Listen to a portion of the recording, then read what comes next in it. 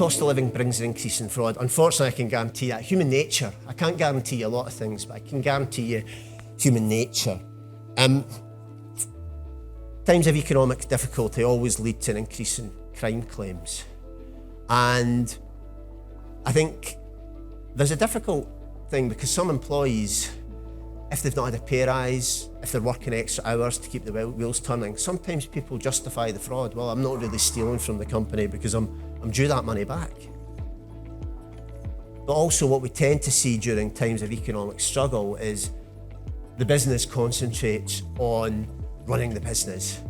And if they lose a couple of members of staff in the finance team, do they replace them? Maybe not because of the financial difficulties.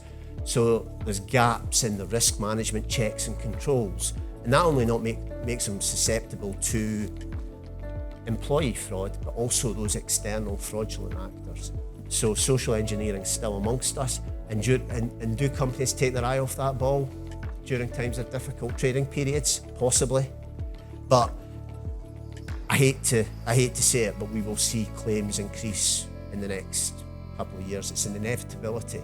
It's part of the insurance cycle, and it's what we're here to do, is we're here to support clients in times of difficulty. So we know fraud is in the increase at the moment. It always is in a recession. We're seeing that ourselves in 2022. Obviously, as Craig referenced, the propensity to commit fraud, the motivation increases in financial hardship. The KPMG Fraud Barometer report suggested last year there was 876,000 cases of fraud reported to Action Fraud with a value of 2.3 million.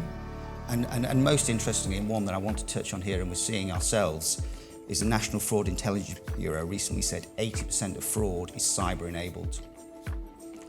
So what we're actually seeing is threat actors traditionally breach the perimeter of a business's IT systems, and they will do that with the purpose of trying to put some sort of denial of service in and perhaps ransomware.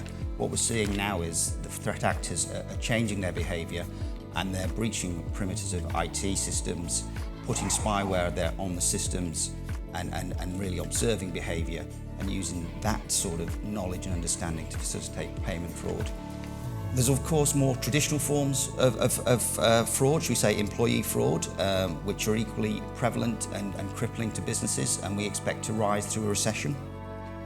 We've recently done some work to profile perpetrators of our largest employee frauds, and typically they are long-serving employees with more than 9 years service, widely trusted and respected in the organisation, probably been in the same role for more than 6 years, likely to be mid or senior level in the organisation, work in finance or accounts, excellent understanding of systems and procedures, and reluctant to take long periods off work.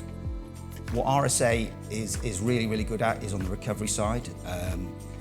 So if a claim is covered, it's in our interest, the insured's interest, that we recover as much of that money as possible. There's obvious ways, which are the assets and pension funds of perpetrators. So that's something we're very good at and we're very proud of.